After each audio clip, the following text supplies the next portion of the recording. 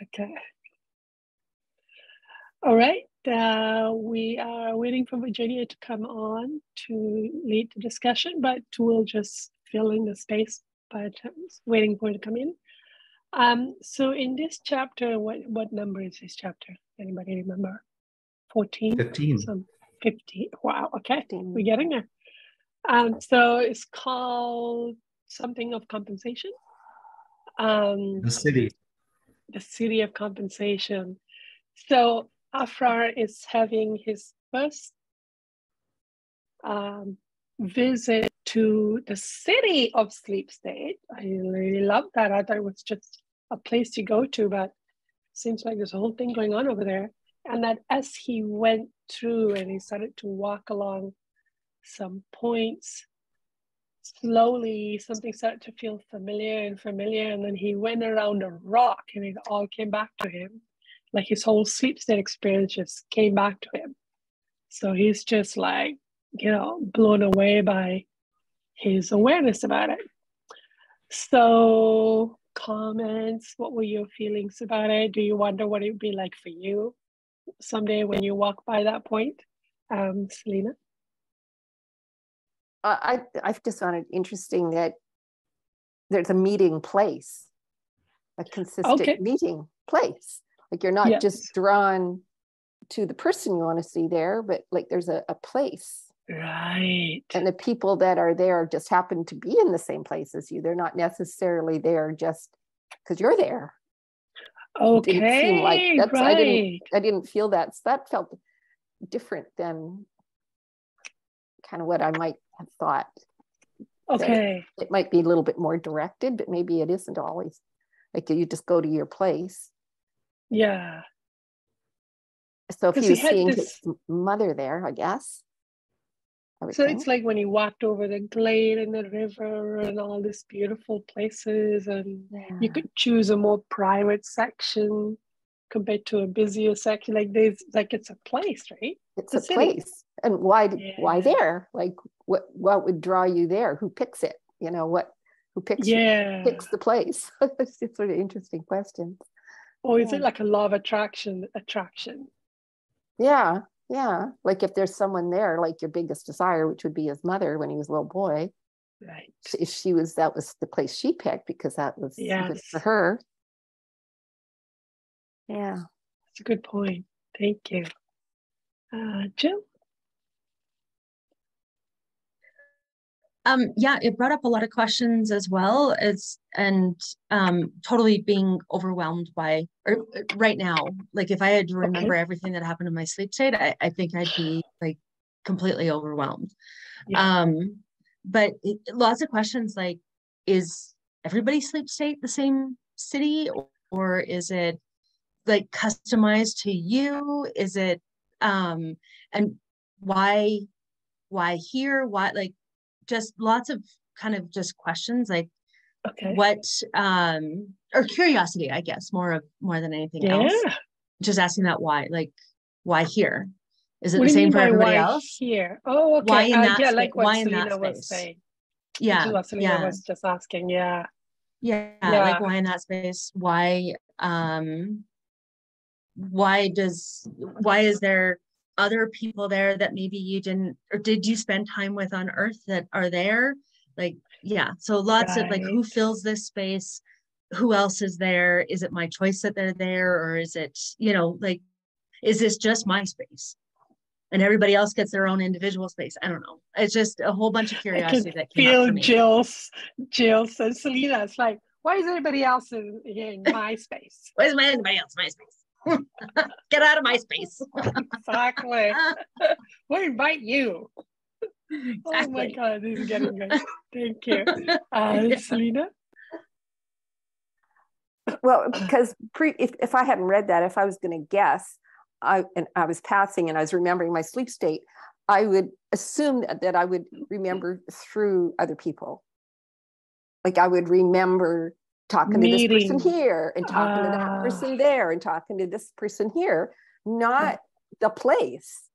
It would be, I would remember the place after I remembered the person that I interacted with in that place. I'll be the other way. I will remember the place. I'm oriented by place. see, I would be more, if I was going to guess, focused on the people that would remind me, not the place that would remind me. Yeah. I probably have a little creek with a bit of a waterfall with some quiet big trees. Like I cannot really that would be my kind of place. So yeah, I'll be based by place. Okay, thank you. Mike? Aphraar's description, excuse me, made me feel warm. It could have been his writing, but it made me feel like, oh, I'll have some place like that too. Yeah. And so I felt some relief, and then I felt some relief. So I felt some hope, and I felt some relief because Krishna said, all the memories will come back to you. And they didn't say you could have known this before you died, but you didn't. You didn't go there. No. And I felt some anxiety to go, well, I hope I have a good reception. And that's when I noticed the two things that were the two things he did on earth that helped him to come to a good place. He dealt with the unnecessary suffering and starvation of his fellows, and he had this longing for something that he couldn't define. Yeah. So it led me to that question. Okay. Also, he talks about in the chapter that in his awake state, he was miserable. He said, it's not that I had happiness. I did good things. For some weird reason, I just remembered to go certain places. Like, isn't it interesting that he would wake up thinking I need to go so-and-so place and meet so-and-so, and everybody were trying to take him to doctors because they're like, what's wrong with you? Like, what a strong desire. And he could understand his insanity. But that he said, I was miserable. I was unhappy. That's the part that stuck with me, that he let go the need that his earth life needed to be happy. Like it wasn't, and it's okay. Like, how do I get there? Because I'm trying to get rid of unhappiness so that I can have what I want on earth, when Aphraar had a different perspective on it. Yeah, but there's this feeling of that even here and now we have somewhere wonderful we do go to, which Aphraar is saying what Michael said last week, which is that is a real stuff. That is a real state. And then you wake up into their sleep.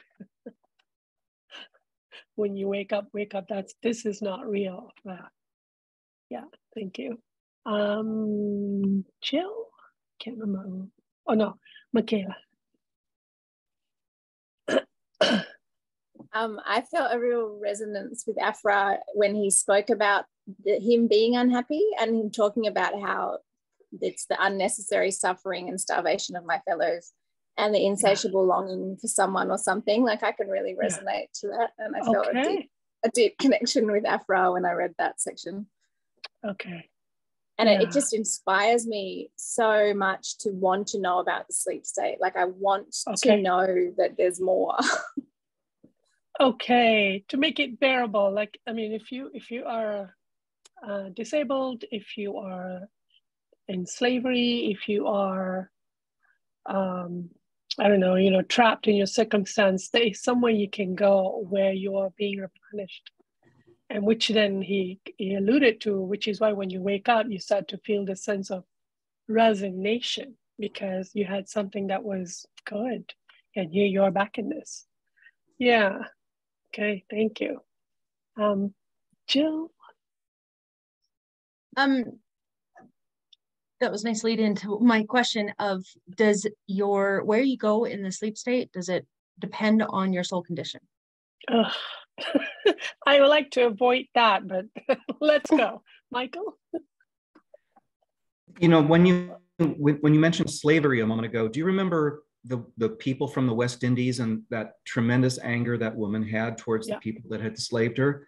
Yeah. Now, she has been in suffering, and she didn't talk about coming to the spirit world and finding some relief here. So maybe her soul condition or her anger kept her from finding this peace. The relief, right. Maybe when she was younger, as a child, maybe she was able to find relief. I know this is where you're going, how does that work? I wonder if because she got stuck in anger, and why wouldn't she be, like, as she was, especially as she was dying, right? The matter of her death, the loss of her daughter and the matter of her death, that anger just got trapped. She just got trapped in it. I don't know if that affected her whole life, but that her sleep state could have been better. Maybe there's some factors there. So complicated. Good thing there are people out there who know how to measure and talk about all those things. Judith? If you watch the tape, I did watch Mary and AJ's talk. He does talk about that.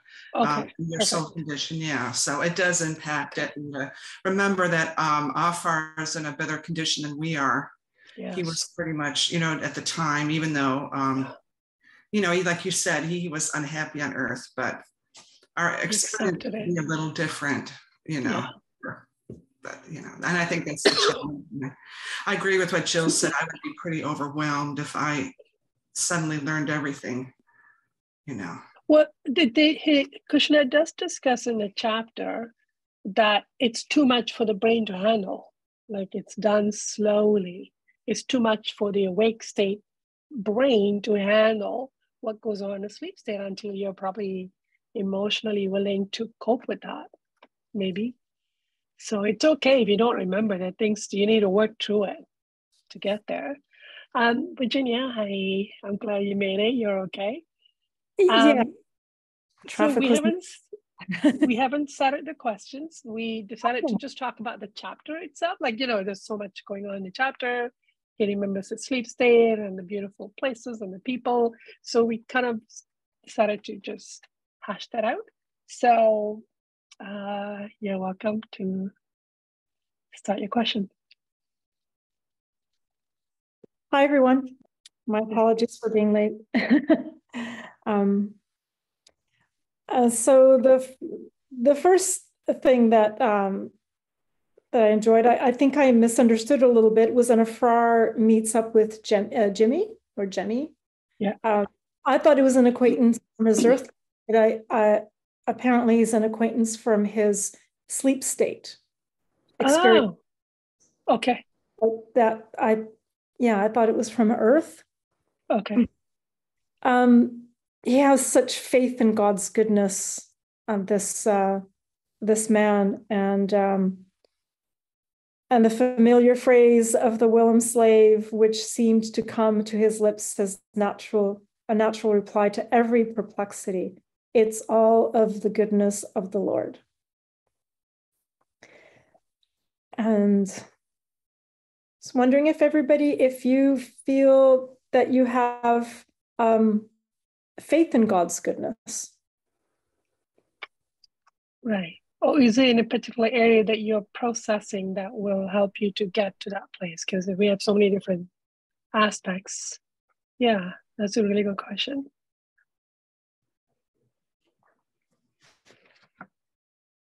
Jill. Thank you for this question. It was a really good question. I struggle with this daily. I go outside and I struggle with this because I see so many and hear so many sort of bad things that are going on in the world that I constantly ask God, how could you allow this and be a loving God? And recently I have been in a lot of anger with that and comparing God to, comparing God to my earth parents. That I'm like, so God, I need to live by God's rules. Well, I need to live by my parents' rules. I need to God wants me to act in a certain way. Well, my parents want me to act in a certain way. So I'm working through like the distinction between God being a loving God and my parents not being loving, I think is the way I'm describing that. So a lot of injustice, a lot of, and then I look at the world events and ask, how could you allow this to happen? I watch a movie and documentary, and you know, animals are killing animals. I'm like, how could you allow this to happen? If you're a loving God, how could you allow this to happen? And I've been on this rant for the last week, Nice. or more, and so, and I'm not thinking it will be more. If it's only been a week. Yeah, I'm not even close to throw it. I'm just kind of getting comfortable with it. I'm getting comfortable with the anger, and I'm sure you can feel the anger kind of bubbling up. Like, I really want to know the answer to this. And really, you're already beginning to see, like, wait a minute, no, I'm talking about my parents here. This is about my parents. In some issues. But then I can't see the distinction, the separation between God is just and loving, and you know, it's like, okay, this false belief comes from my parents. I see that, I get it, but then I turn and I'm like, okay, God, what's your understanding of this? And I don't see the distinction between, I don't see the separation between. So that's where I'm at, and that's where a lot of my anger resides. From my own experience, it takes a long time for me to stay in the emotion and clear the emotion so that there's space for truth to enter. It takes a while. It takes a while, and it's okay. You do get answers. But you got to make space. You got to make space. So I get triggered all the time. So I'm getting triggered all the time on it. So I'm happily staying here. Yeah, perfect. It's okay. Thank you. Okay, others? Do you have faith in God's goodness? How is that in your life, Michaela? I feel like I've been in a bit of a similar space as Jill. Like, I've had a real big process around this week, and I was really sitting in the feeling that I hate God, and just trying to give that space and give that voice, and really feeling the rage at the sense of the lack of presence of God. But in recognizing that, I can see there's a child in that part of it, but then there's a child in other elements of my life that has gone through the emotion enough to see that God is there. So I really do recognize in myself that I do believe in God's goodness, and that does pull me through. You know, I really do have faith now that if I dive into the depths, even if when I'm in there it seems like it's never going to end, I have faith that there is an ending, and that things will feel better, and that I will get more truth from God. And I'm so grateful that I'm here now, you know, and that it helps to give me the courage to go into the shit, whereas I used to really resist going into the shit because I didn't know that it was going to be better. Some kind of truth will enter you once the pain is gone, and that truth is going to feel very good. It becomes like a pillar of faith in you. Thank you. Virginia, do you have any comments about the conversation so far? No, it's great, because I feel myself, I can see God's goodness in nature, like in children and animals. But when I see the transactions that are happening in the world and all the suffering, I feel the same way. I was hoping that this, like the chapter, would give me a better answer for that. Okay. But I didn't really feel that. I'm still working through how this actually happens, how these things happen in the world. I know there's free will. And I have a hard time with that one too. So that's okay. All I can say from our experiences, I just had to stew and let it all out. And then there was room for me to hear and feel, to even then ask, okay, God, all my guides, can you show me in this instance, how is God helping me right now? How is God helping that person right now? But that's my experience. And but if you're comfortable with talking to your guides, you could make a list of questions and then just start writing down the answers you feel from them. Okay. Judith. Yeah, I thought this question, when it was asked, I was like, oh yeah, I have faith in God's goodness. And then it was like, oh, I really don't, because if I did, I would be totally God reliant, and I would be really excited and, really happy. And I would be really much more motivated in exploring, divine truth. But it's not black and white, it's gray. It's like you have like 20 different areas in which you have to heal each aspect. God, were you there? God, are you paying attention? God, are you responding? There are many different pies sections that you have to go through. Yeah, it's not like one and all. Yeah. And I see some of them pop up with little things that have happened in my life, or how, I'll be looking at, having a feeling about something, then boom, on the internet, there's a video, and I click on it, it's my answer, So stuff like that. But okay, God always answers. That's one right it's there. Right? Not all the time, because for a long time I felt God wasn't answering, but then I realized I'm in such an addiction and demand, that there must have been a reason why God couldn't answer. Or you needed to release the pain that God wasn't answering. That pain needs to leave you, right? Yeah. Yeah, you do. So that your law of attraction was to help you feel that God isn't answering. But so you can connect to the emotion. Yeah. But as far as injustice in the world, I really do feel, and I'm feeling it more, it's like I'm not blaming God as much, because I really feel that it is people. But it's also very sad how people just don't want any help, or don't want to open up their perspectives. Like we've been so entrenched, and I know I've done the same thing with addictions and things that I want to do, that they don't even open their eyes to, seeing something outside of the box, basically, like what we've discovered. Thank you. Michael? Well, the question for me, Virginia deals with God's goodness in several questions, and it pointed out to me a deficit in me, because like God's goodness isn't really on my radar. And so I thought I would come and listen to everybody's good experiences. And so I kind of got fooled with that one. Honesty, come on. We got to start with there isn't, I'm being honest, okay. But there is a good twist, because as I've been sitting here, there's the last paragraph in this chapter is an example, and I'm feeling it. Okay. An example of God's goodness, that he allows people from earth to come up and be with people in the spirit world and see what their condition is and feel it, and aspire to it, and draw, through sympathy or whatever, draw us closer together, so we all go together. So they're proven God's goodness. You were not separated from your loved ones, parents, children, grandfather.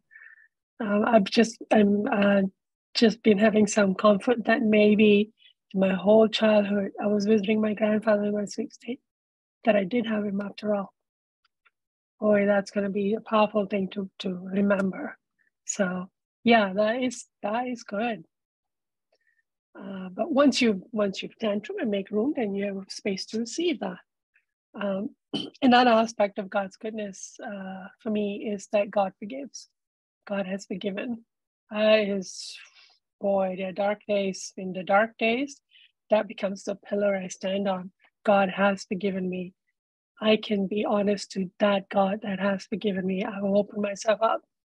I will go wherever. I'll face whatever, but only to that person who has forgiven me. Like otherwise, I would not be able to do any of the work. And the other one is that no matter what, God loves me. And that seemed to have entered me, even intellectually. God loves me. So I can trust and be open to that one being in this whole universe that loves me no matter what. I could have a day when I said, I don't care. I don't want to feel nothing. I'm sick of it, blah, blah, blah. And yet, guess what? There's somebody still loves me despite of it. Because I'm judging me for being resistant. But no, there's one person. And that is enough. That is enough in your dark days to keep you going forward. So some small pieces have entered, but I've had 25 years of tantrum, of letting a lot of rage out towards God. So this room, and once it enters you, it is solid. that you can call upon when you choose to. So from my experience, it's worth it. So now when Jesus says, when I hear Jesus saying things are bad on earth because of free will, I can hear it. Though I've been mad that free will allows for things to happen, but now I can hear these are free will choices. Okay. I feel resigned, I feel sad, but I can hear it now. That that's a thing and it's important and it's allowed. Selena. I think what always gets me through the bad stuff or the things that you see around you that are so unloving and stuff is I keep remembering God is like he's seeing the big picture all the time. Right. Yeah, all the time, the infinite picture. And this is just a little piece of our infinite picture. Yeah. Just so. Yeah. I mean, I would just love to know even a little piece of how it's loving, all the stuff that seems the most unloving, how it's still part of the loving gift of will and all of that. Yeah. I mean, it's hard for me to understand that from here, but I like kind of knowing that thing that there's somebody in charge of the big picture. Yeah. That knows the big picture and gets it all and goes, yeah, like, I get that, I feel for you, but there's this big picture. Yeah. That's beautiful, Faith, there. Yeah. Thank you. Thanks. Okay, let's move on to the next. Okay, I believe this is on the same page 146. In my old life, I had been frequently driven to the verge of atheism. Where was the justice in a life of vicarious pain, which had its origin in another's sin? Mirror was the righteousness which threw its influence on the side of the tyrant and oppressor, while the honest saint was left without sign or answer to his cry. I still have a difficult time reading that one. Yeah. What did you feel? That this happens. This happens. I've seen it. I've been part of it. This happens in the world. It's allowed. And it seems so unjust that it happens, that it's allowed to happen.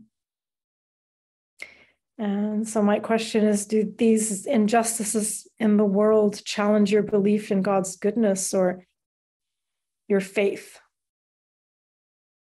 in what is happening and in God?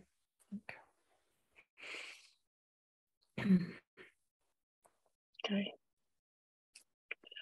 I had a thought earlier. Kind of just left my thinking. Oh, it was just there. It's gone. Well, I wonder if in the experience. Okay, that's what it was. Okay, so when I was spending decades in the anger of what is happening to me, you didn't rescue me. I prayed for rescue and you didn't rescue me. And then at some point there was a piercing thing that happened to me that when I went, wait a minute, you did rescue me. It's called forgiveness. That is the rescue. Oh, my bad. Got it. Forgiveness, being able to process your emotional experience and what's going on and releasing it is the rescue, is the freedom. So yes, we are experiencing a lot of injustice, but by processing the event and releasing your emotions, it's as if, I don't know what it's going to be like. I'm in the process, but I assume that it's completely released from you and you're compensated for the injury and you are like literally, I think, shielded from experiencing the pain, the damage. Emotionally, physically, somebody physically damage you, what are you going to do? But the suffering is you're shielded from it. So after decades of pain, once that entered me, I was like, I am done being mad about this issue. You did rescue me. It's called forgiveness, and that is now up to me to engage so that I can rescue myself. But the rescue was always there, which is about feeling emotions. So another way in which people maintain or continue the abuse cycle is by making sure you don't release your emotions. Because by doing so, you are free of the you help to endure, or you help to release it. That's what gave me peace. Michaela?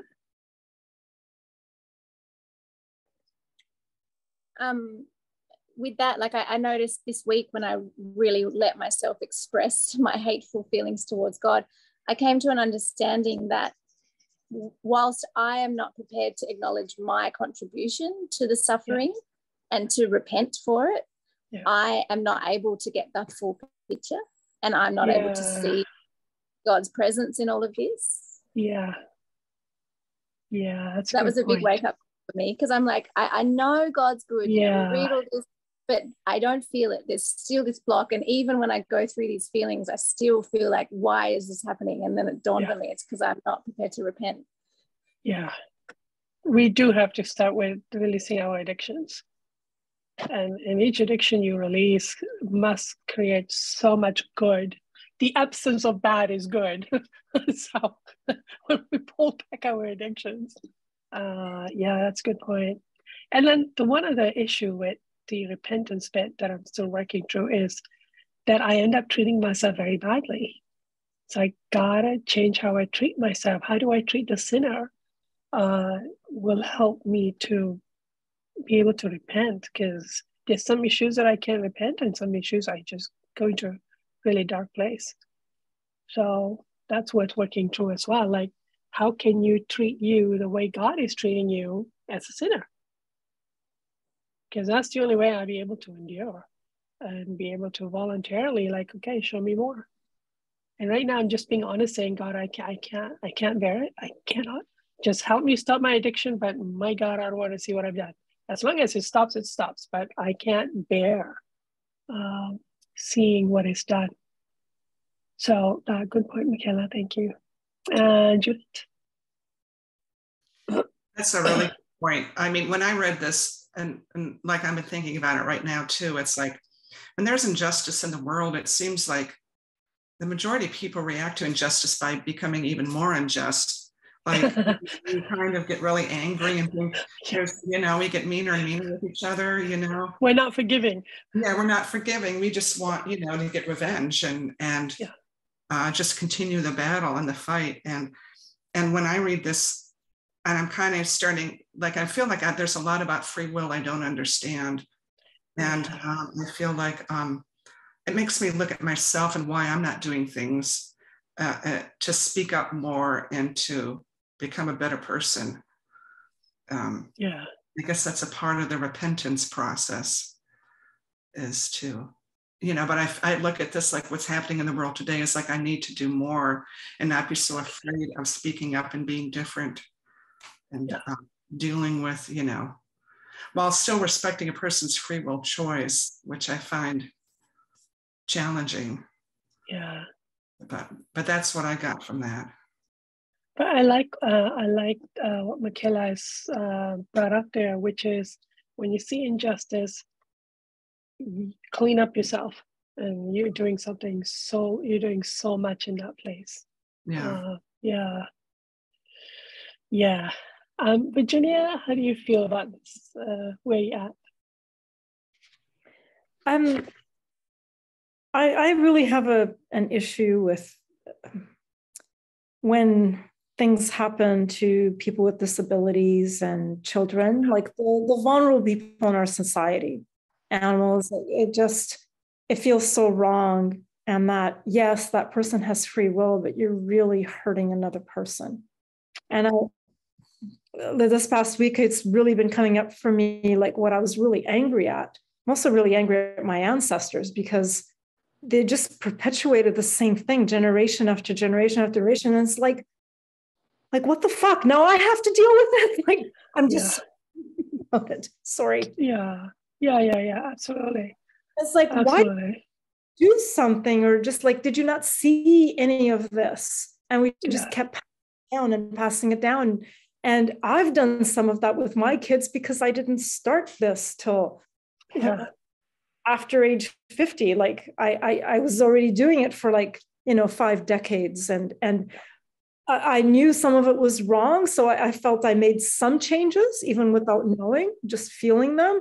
But I still did a lot of stuff that I've looked at some of it, and like everyone else, I have a difficult time coming to grips with that. But I'm angry at God, and I'm angry at my ancestors right now for, I don't want to talk to anyone right now because I just feel like us down for far too long. And one of my grief that's coming up right now is that because of all of that, look who I became. I became a dark person. Now I have the shame and the grief that this is my legacy. This is me always looking back, going, and look at what I became. As a result, I have a lot of sadness about it right now. So that could be some compassion to have for yourself. The sadness you have is for what you became as a result. I want to see my granddaughter, and she's just so little. I think some of this is going to happen again, and I just keeps coming back to me. Look after your own healing. Look after forgiving yourself. You're something. You are creating change, and it feels like it's not. It somehow feels like not enough, but. But remember, if she's helped to process her experiences, if she's helped to release her emotions, that is her rescue. That is the power. There's a lot you're already doing there because she's allowed to feel herself when she's around you. That's huge. Yeah. And this is why I am grateful that God forgives, not just me, but everyone, no matter what you've done. There is a way home. There's a way back for everyone. I'm very grateful for that. I just keep praying for God to have mercy on all of them, my kids and parents. Have mercy on them, because a lot of them just don't really know it yet, aren't owning it yet. Thank you. Michaela? I really noticed in myself around this question of looking at the word suffering that there's a real hypocrisy in me. Like I want to feel sad and shocked at the suffering that's out there, but I'm still doing things every day that's causing suffering. So that really made me think, well, do I really care about other people's suffering, or am I actually addicted to being free about it? Yeah, the righteousness. Yeah. Good point. Yeah, I just seem to have this knowing, maybe it's a sleep state teaching, that each addiction you release has huge impact around the world. Huge. It does so much good. You can't even fathom it right now. So that's why my journey is turned inward. Just keep cleaning each addiction. It's not even just for me or my immediate surrounding. It has a huge ripple effect. But each addiction takes a while, and you gotta develop the foundation of how you're gonna treat yourself as you go through it. That's the express train right there. And then your spirits are on us watching and learning from how we're treating ourselves, and how much that helped, because all this color starts to come in and out of us, and they can see more. And of course, the earthbound spirits watching us are being helped, and then that helps with the suffering. And but then if you take it back to it, it's probably the grief is about that no one rescued you as a child. If you follow back the suffering line, it's probably going to take you to some kind of a childhood experience. Thank you. Selena. I think what keeps me inspired in terms of seeing God's goodness is, like, I'll have a conversation with somebody that's not divine truth, that doesn't know the language, that doesn't, and yet we resonate at the same level. I talked to an extended family member, like the stepdaughter of my son-in-law. Like I hardly might see her maybe once or twice a year, but we had a beautiful conversation about letting her little boy feel his emotions. It's happening. And it's happening. And it's just like, oh, like my generation, we never had conversations like that with anybody. No. Like there weren't even the words or the just control your child. You know? And now it's just like, and I see it around me all the time. People letting their kids cry at the grocery store, you know. Yeah. Like it's just beautiful to me. And everybody's okay with it. Like no old leaders are going up and saying, you need to control your kid, because people used to do that, you know. And I love it. Like I just think it's just amazing that these things, it's just like becoming part of the consciousness. Yeah. And it's just filtering through. Like it's okay now. Like a person can say, oh, I would never stop my kid from having a temper tantrum. I would never hit my child. I would never ever stop him from feeling. And this kid is like a beautiful little kid. Yeah. As a result, he was just awesome. Yeah. Yeah. So anyway, that gives me faith. Absolutely. Absolutely. And the other thing I have that's keeping me going, especially as I'm training myself to learn how to treat people, because I don't know how to treat people, is that I start focusing on people's guides, so that I can say to the guide, I can be honest, like, look, I have no good feeling about this person. I'm very judging towards them. I'm just, help me out. Please help me out here. And then to be able to feel their guides and to be able to feel how their guides feel about them. And I'm like, oh, everyone's got guides. We got guides. We got people that are just beaming. They are so devoted. And there's so much power in that state to be able to just devote so much intense love and prayer at their little people. Like, you know, no one sent her alone. No one. So that's also been helping me a lot recently. Thank you. Judith? Yeah, and I guess on a different note, it was the other thing the chapter brought up for me that I've been thinking about lately is this notion of white privilege. And Jesus talked about it a bit in his tape, but it's like, I started to really realize, oh my God, like what it's done to me and what I've done to myself, thinking I'm superior to people. I mean, and I'm thinking about people who are poor and in lands that have nothing. And so it was a real eye-opener there. Yeah, just to help you release the multi-generational stuff you have inherited around it. Yeah.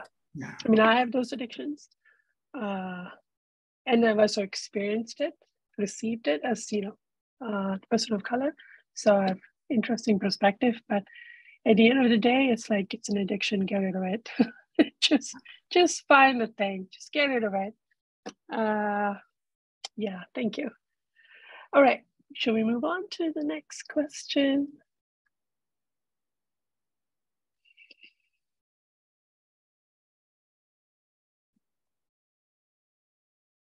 Oh, Virginia, sorry, you're mute. I didn't see. I was looking at the pages. I didn't see. Question on page 147. That's something I didn't understand. It is only on the mortal, the transitory side, that the gloom exists. On the immortal, his vision is unclouded. Therefore, his hours of darkness only correspond to another's sleep.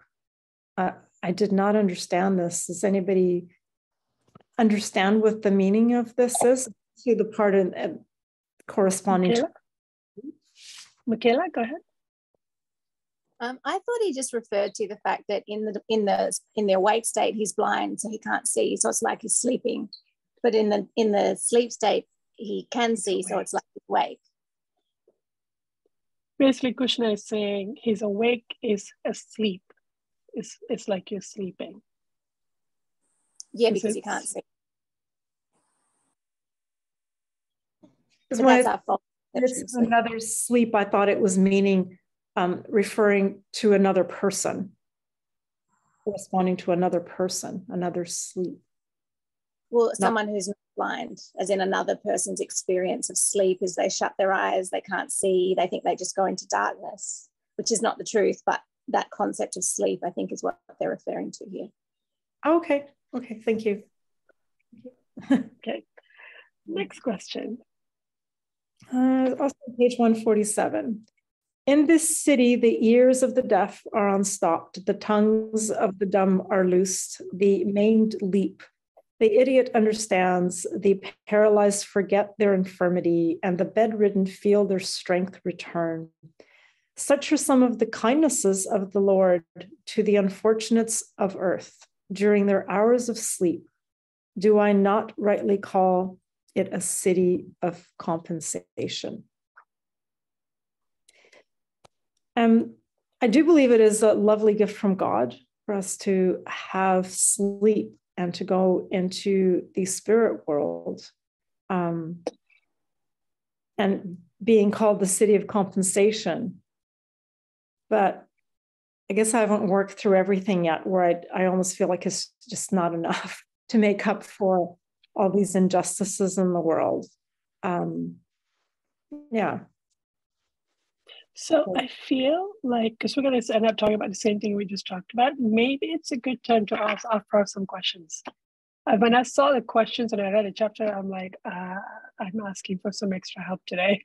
This is a good one, and we're gonna need help. We're gonna need answers. So how about if we ask Aphraar some questions? Aphraar now guides. We can ask Aphraar, how do you feel about the injustice in the world? How does he feel about it? And then we can ask, what can I do about it? And then third question is, how can I process the grief of all the injustice I'm experiencing, the grief and the anger?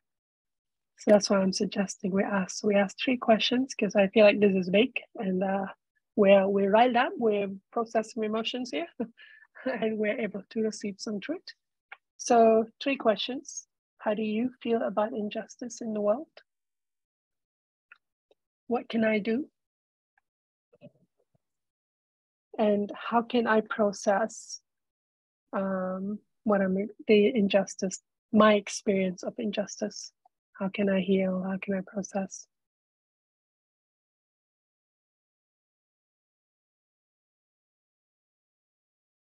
All right, welcome back. Hopefully we're able to receive, to the best of our ability, some answers. Who would like to start? Jenny, would you like to start with question 1? How does Aphraar feel about injustice in the world?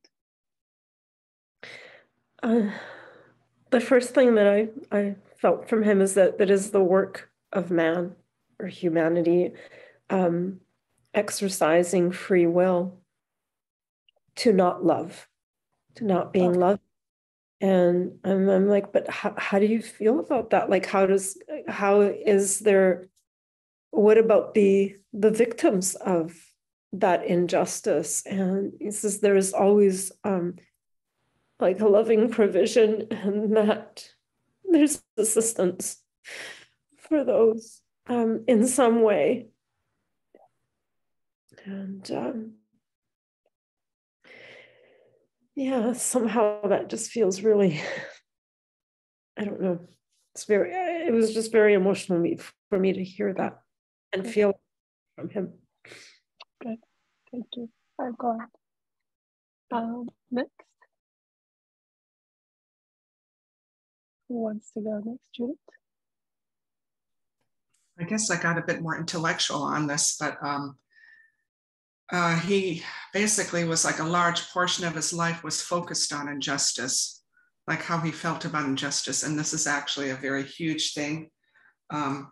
He's learned much, but he can't explain it in his condition, how he feels presently. But he says we have to feel it ourselves. And he's basically, to me, I would assume, look at that, you view everything as an injustice. Like you have to drill it down. It's like going outside and my tomatoes aren't growing. So it's like, well, why is that happening?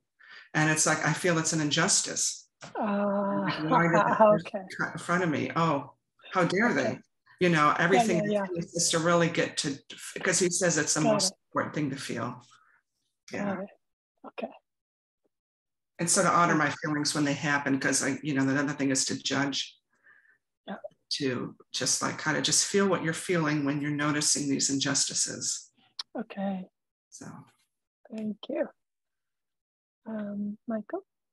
What I thought Aphraar feels about it is, I feel like he feels sympathy for the victims and also the sinners. Yeah. And I can imagine him continuing his ministry by going to the city of compensation and helping people to feel that they're still loved in spite of the hand they've been dealt. Yeah. And the sinners. Yeah. Thank you. Next, Michaela. I'm just going to read what I wrote. Your mind is small, your perception is narrow. I see the threads, the colors. I see the ones who cradle you and whisper in your ears. I see the compassion, the consideration, and the kindness. I see the span of time and know that you will all be saved. Shout your rage from the rooftops. Allow all those tears to fall. You are not alone. You have never been abandoned. God's presence is always there, always waiting to receive you and to tend to you. Thank you. All right, Jill.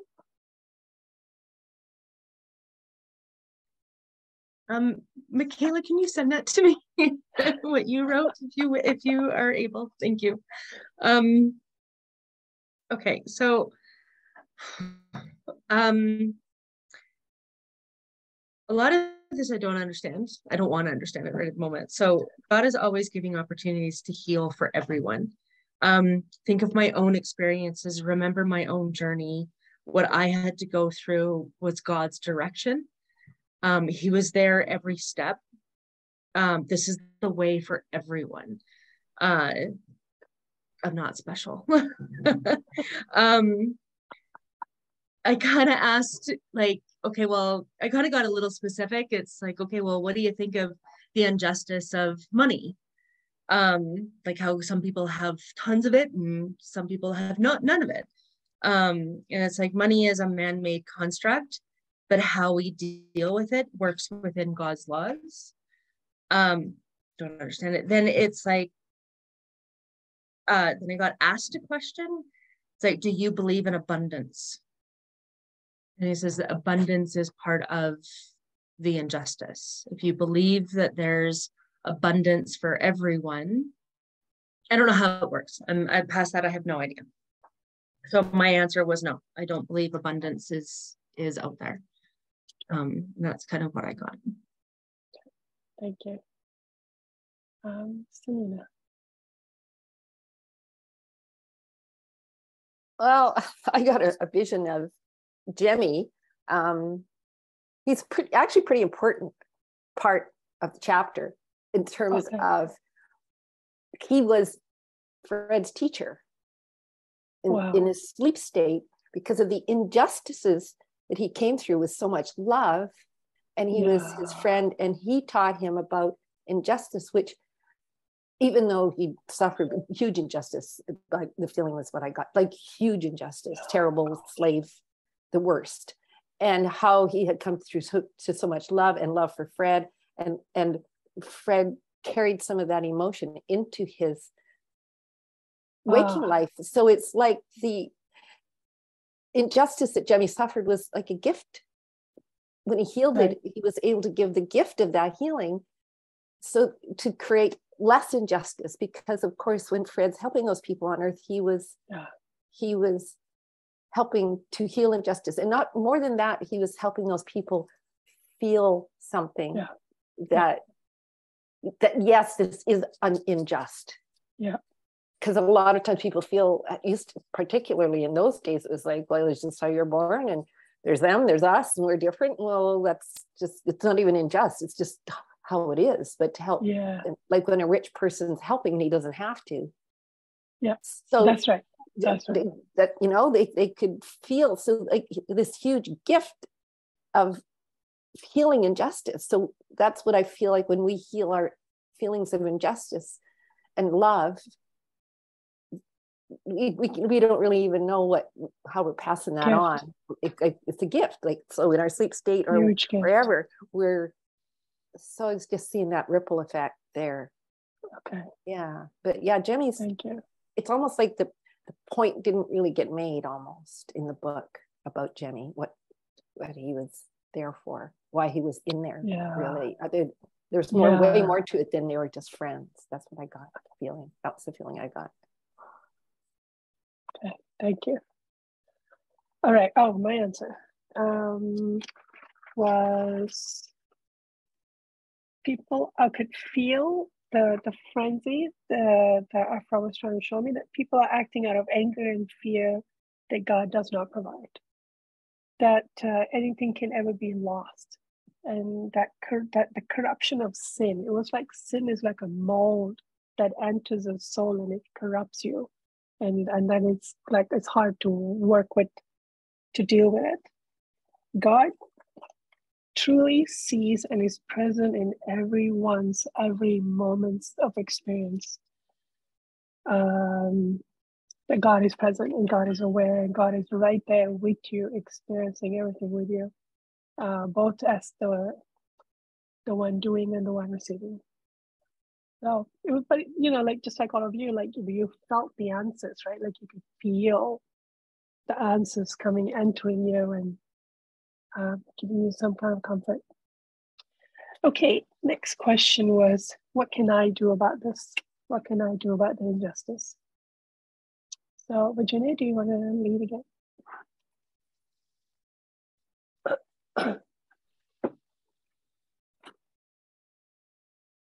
I didn't really get to all of them, all the questions. Yeah. Okay. I'm doing one at a time and then going back. Okay. Sorry. Yeah, it's okay. That's okay. All right. Somebody else? What else did you guys get for Michaela? Well, my poem kind of continued and it sort of went into the next question. So I'm just going to keep going if that's okay. Yeah. Your rage keeps your mind narrow. You want to reject God, as you know. Even when you might be surrounded by beauty, if you're enraged, it doesn't touch you. You cannot see the presence of God. People are clinging to their anger, seeing it as a method of control. It keeps their eyes shuttered and their hearts broken. Okay. So that's really where I'm at right now, is like just really continue with this rage that I feel about it. Yeah, it's a huge gift to give, to work through all of that. Yeah, we can't see how significant it is, the work we're doing. We just can't see it. If we could, well, yeah.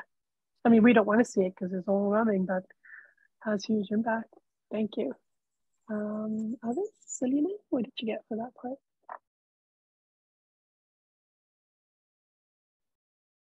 Well, pretty similar, like healing injuries or injustice, like everywhere where you see injustice in your life, like every little small thing, like that's not fair. How come I can't have that? Or how come, you know, that all those little unfairnesses and to just keep feeling the big picture of injustice in the world as well. Okay. You know, the like what Judith got. And compassion for the perpetrators and the victims of injustice. Okay. How it's all so gray, like there is no just a bad guy and good guy. You know? Yeah. Everybody needs our compassion. And you're really good with that, Selena. You're able to feel for the one doing the harm. From our mediumship work, I've seen that. I guess. Oh, okay. Yeah. So just like Judith and yourself, like notice all of those moments, those outbursts, and work through them. Thank you. Judith, what did you get for this part?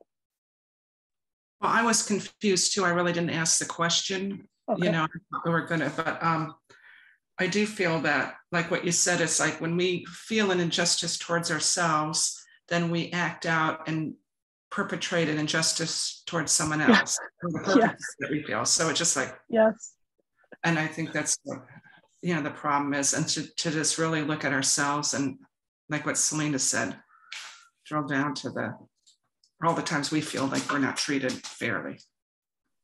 forgiveness becomes a necessity, like a scientific necessity. It's like you just, I want to someday be able to do the work called the science of forgiveness, how it is the most intelligent thing to do. Thank you. Jill? I'm kind of with Virginia and Judith as well. I didn't ask all the questions, but okay. In just a real quick, it's like, well, you kind of answered question number 2 with thinking of your own experiences, remembering your own journey. Yeah. Perfect. Okay, thank you. Michael, did you ask the question? Okay. I had two parts. Wow. What can I do about the grief? What can I do about the injustice in the world?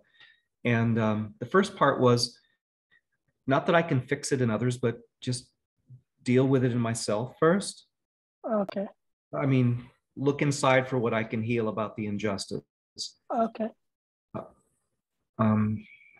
Not Because sure. I guess if you see it as a law of attraction event and you process your emotion, it will affect them as well. Like, you know, Jesus have said, as a healer, as a practitioner, if you see every patient as a law of attraction event and you start working through your emotion, you'll heal the patient to some extent. So yeah, I guess I wonder if that's how that works. Well, I have a tendency to want to fix other people rather than myself. Yeah. Okay. And the other part of it for me is I remembered that Fred was criticized for, you know, he helped people, like, and people thought he was nuts. Yeah. And so occasionally I have the impulse to help people, and I do. So not to feel like I'm nuts, but there could be a reason why something is moving me to reach out to this person. Yeah. Okay. That's a good one to experiment with. Yeah. Okay, thank you. Mine was keep believing in God, that God is here. Like, one of the feeling I get nowadays is God is here. God is on earth. This is God's planet. This is God's planet. This is God's home for us. So to keep believing that God is here and that God is engaged, God is involved, by really standing in that truth and that faith. And then I will be inspired to take actions. Then I will receive inspiration to take some actions, and then hopefully I'll take actions. And there is that. There is a fear and stuff that happens around it. And then the last question was, how can I process the injustice that I'm experiencing? Did you guys, who asked this one? How many people did ask that? Michaela and Michael and Selena, did you ask that one? How can I process? Yeah.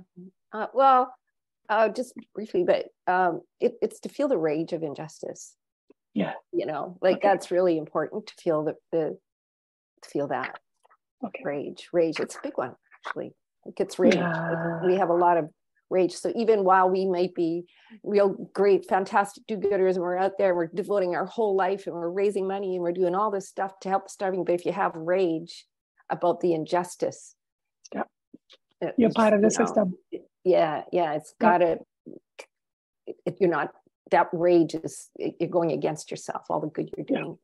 Yeah. I don't really totally understand it, but the rage is really important.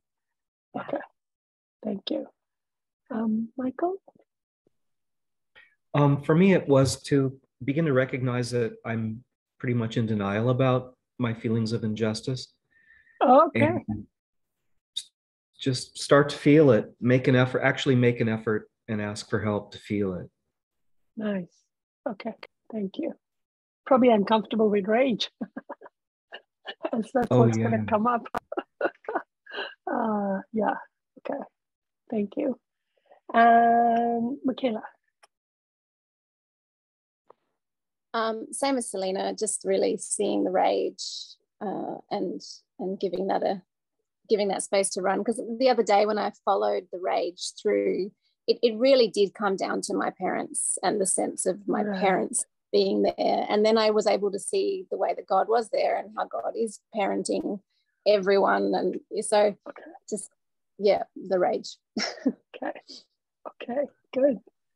The answer I got was to remember that these are God's children who have lost their way, that those committing the injustice, that these are God's children who have lost their way. They will find their way back, and God's mercy will shine bright in their souls forever. That helps me to be okay with it. Because, you know, you start doing addiction work and you're that person.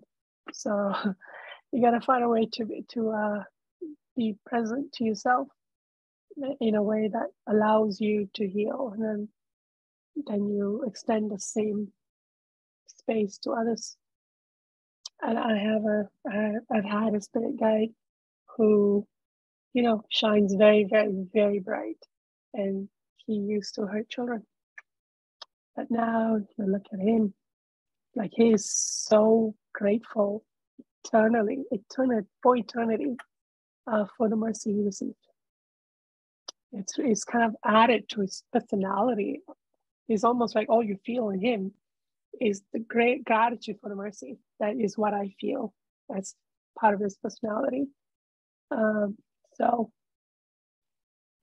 there you go. Hopefully this helped us to receive some emotions and energy to help us work through this chapter.